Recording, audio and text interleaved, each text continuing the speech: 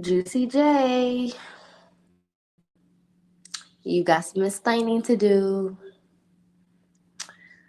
Not yet, not yet, not yet, but soon. But soon. Hi, guys. Again, this is T. And I'm here to give you, I want to say this is probably this will be my final video or podcast or voice recording. Anyway, anywho.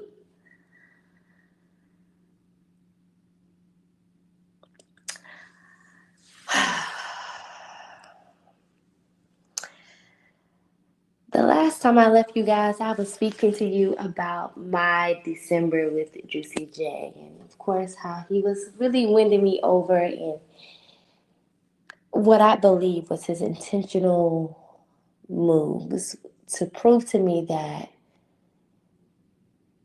he really wanted this second chance. When I tell you this man was, of course, if I called him and he didn't answer the phone, he was texting me immediately, letting me know, sorry, I was on the phone with my mother, or I was at work. I'll call you right back. Even when he called me back apologizing, I'm sorry that I missed your phone call. When I say he was moving in a way that he really acted if he, like he wanted me. This every time I went to this man's house, he cooked for me. Every single time. When I say cooked for me, I'm not talking about no little stuff. I'm talking about almost like appetizing full course meal. This man is also allergic to seafood. Why are you making crab legs and lobster tails? Now, yeah, he had to put on gloves to cook, but that's what he was doing. Half the time I was sitting on the couch watching TV, laying in bed, like this is what he was doing. I'm talking about when it's raining outside, he is running to the car to get an umbrella to bring it back to wherever I'm at. If I'm staying in the store, he's bringing it back to the store. I mean, perfect. Now, I'm not a detective. Now, back in my day, I used to be a detective. I used to be all up in my ex's business. Who you texting, what pictures you liking, who face you gritting up in. I was a pure detective. I didn't play games. It was strict over here. But honestly, this time around, I didn't have the energy. I refused to be your CO. I refuse. I didn't have the time. I'm at a different place and different age right now. So what I did was I put all faith in this situation and in God as well. I would pray and say all the time, God, listen,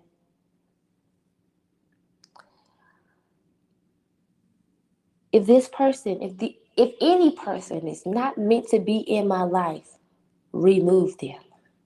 I don't care what temper tantrum crying I have to do, what pain it will cause. Remove them.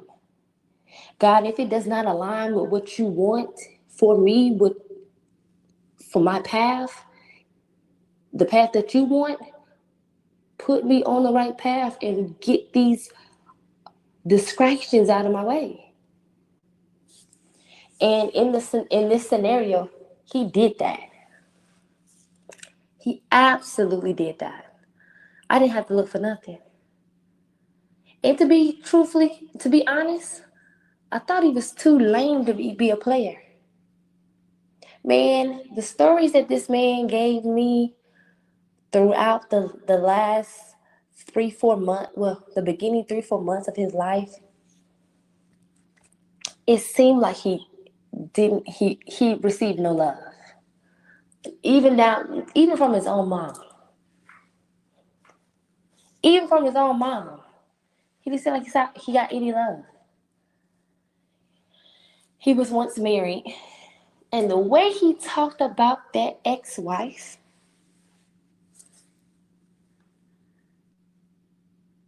ladies, red flag. I'm not gonna lie to you. I thought when he would talk about it. Now let me also say this: him and his ex-wife has a son. This son has to be about 20 something. Why are you talking to me about your ex-wife? Why? Why you? That kid 20 years old. And when I say talk bad. Some stuff I'm not gonna even bring up. He also has another baby mother. So two baby mothers, ex-wife, one baby mother, how you want to title those women. He talked about her bad.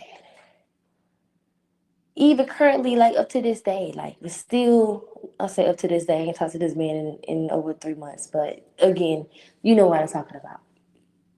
Talked about her bad, Lee.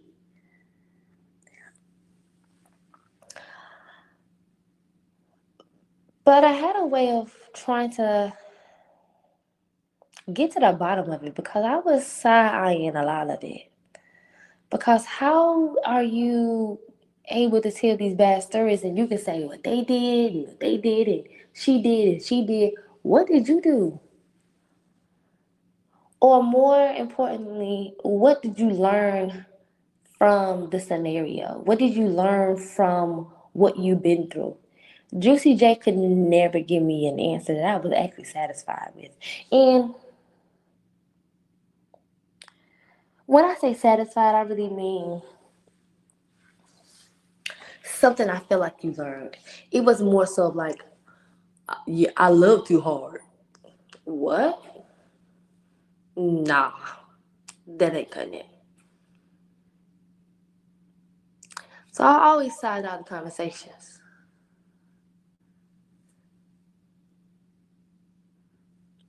But again, let's get back into. We left off at the end of December. I can start you back off, starting at the beginning of January here. Now, I knew that I was, of course, going to take a big leap in my personal career. I actually had to go into a 6 week training because I was, of course, again, transitioning in my career. And I had to go through a 6 week training where I had to be in a different state. Of course, I'm a flight attendant, y'all, so I'm in a different state all the time. But it was going to be a very intense training. And I had to really buckle down and, you know, get get focused. So I knew, again, this is January. I knew I had to go to training in February. So I'm just like, oh, I'm gonna be away from Juicy J for like 6 weeks. So I'm now trying to figure out, hey, my free time in January, I'm probably gonna be with Juicy J. um, And I was able to kind of get like 5 days off in a row. This is probably the longest that I actually stayed with him. I stayed with him for almost a week um, in January. Um, this time, when I went to go visit him, he had bought me lingerie. little cute sets. I said something about, of course, lingerie and wanting to. I said something about, I don't know why. I said something about liking Peggy Bundy in all her lingerie. I'm telling my age here. If you don't know who it is, you don't know who it is. But it was kind of like a little cute gesture. He went out and bought me lingerie. It was really cute. So, I was there in January and, and it was a little cute thing. Something I remembered. But now I'm starting to also just pay attention to things as well, because now I'm there in January. And I'm starting to realize um, Boo House is not being like upkept. Like, I'm still seeing trash around his house. And I'm just like, okay. Maybe you're just busy. He is he work all the time and he's with his kids all the time. So, but I brought it to his attention in terms of like, hey, is everything okay? Like, what's going on? Like, and he goes into telling me he's depressed. And mental health for men, I take so, so serious. I mean, but for you to be able, for a man to be vulnerable and say he's depressed, I think that needs to be taken very seriously. But now I'm looking at it, are you depressed or are you just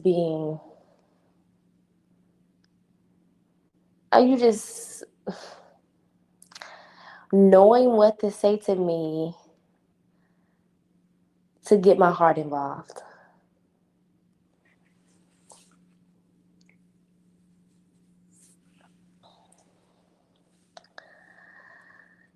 So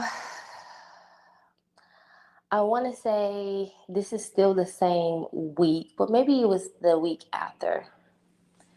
Um, of course, we had that long week, the beginning of January. Towards the end of January, I went back up there again, and this time sticks out because Juicy J has COVID. Now, when I get up there, when I get up there, he picks me up from the airport and he tells me, hey, I'm not feeling good. And I'm like, mm? What do you mean you're not feeling good? He was like, yeah, I'm just not feeling good. I'm like, okay, in what way? He's telling me his symptoms and everything. And I was like, well, have you took a COVID test? And this fool says, yes, I did take a COVID test. And it came back positive, but it's an old COVID test. So I don't know if it's, correct or not. Now I'm at the airport. I should have hopped my ass back on a flight and said, good luck with that, buddy. And hopped my ass right back on the flight and went home, because the following week, I gotta go to training for my job. And if I catch COVID, I can go to training. So I'm kind of in the dilemma. Do you stay there for a man that you actually care for and take care of him? Or do you chuck the deuces up and head your ass back home? And what I do follow my heart, even though my mind was telling me something different. Follow my heart, and I stayed. And I went with him to get a COVID test. Of course, it came back positive again. I'm in CVS getting cough drops and getting zinc and getting Emergency and getting tea and getting honey. Um, Getting masks, all these things there so he can somehow get, feel better. Um,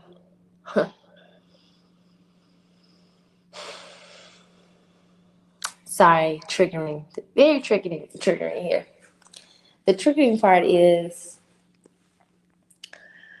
we get back to the house, and when we get back to the house, he calls his job and tells his job that he wasn't coming in because, of course, he's sick. And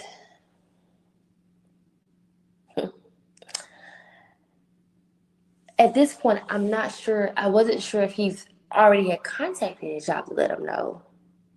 Or I don't know exactly what he had did with his job. But all of a sudden, I do recall, boom, I'm calling my job to let him know I'm not coming into work. And I think we was going back out of the door to get some groceries because he had no groceries in his house. He never had groceries in his house. And as he's walking out the door, there's this bouquet of flowers and a teddy bear of flower. I mean, it's not flowers, a bouquet of flowers. Sorry, a bouquet of balloons, not flowers, guys. Sorry.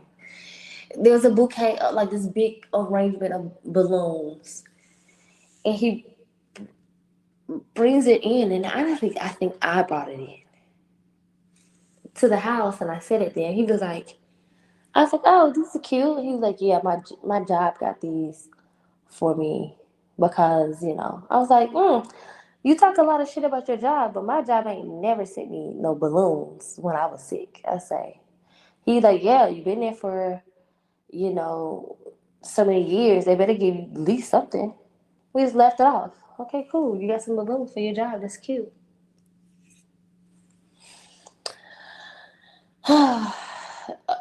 Again, we go to the grocery store. He does this. What he does, he still cooks with COVID. Anyway, um, later on that night, we were sitting on the couch eating, watching TV, and one of my coworkers hit me up and said, "Have you been watching the news?" And I was like, "No, I ain't watching the news. What are you talking about?" And this is probably right around the time one of a, a plane, which is from my company and my base, of course, has crashed. So at this point, my phone is off, ringing off the hook. People trying to figure out where I'm at, and of course, I'm there, and it's a bit emotional. I'm a flight attendant, and I never thought this could ever happen. This is probably my first time ever getting emotional and crying in front of CJ, and he was so consoling doing that whole scenario.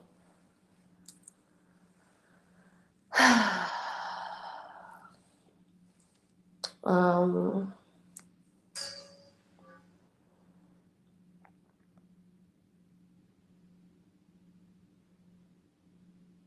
and that's pretty much how I close my January out with Juicy J.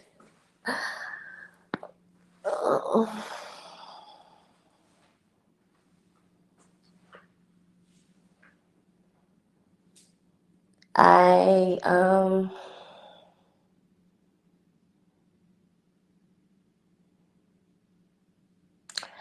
I went back home for January, and we're rolling now into February, beginning of February. So, you know, when I left, it was sad. One, because I just went through this traumatic thing of with my job, but also I am leaving and I'm not going to see him for 6 weeks. I definitely believe I cried before, getting on the plane. Um, and actually, yeah, yeah. So many things are going through my head right now. And sometimes I wish I write these things out. Um, and some things I can't share because it's gonna give out too much, identity. And even though he's a piece of shit, I'm not here to protect him.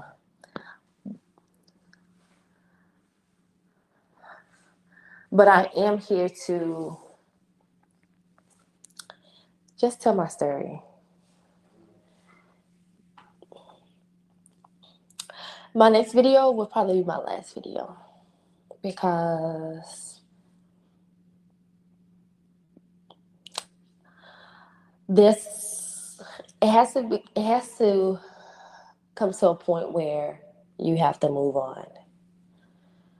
You have to begin the healing process. And I thought that this was going to help my healing process.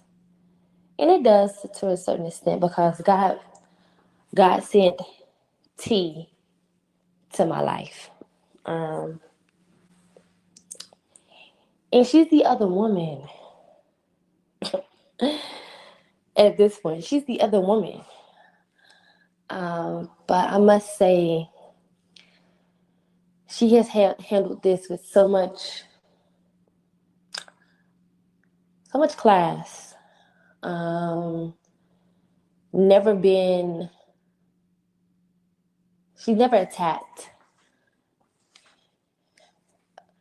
A lot of times when situations like this happen, women, of course, attack.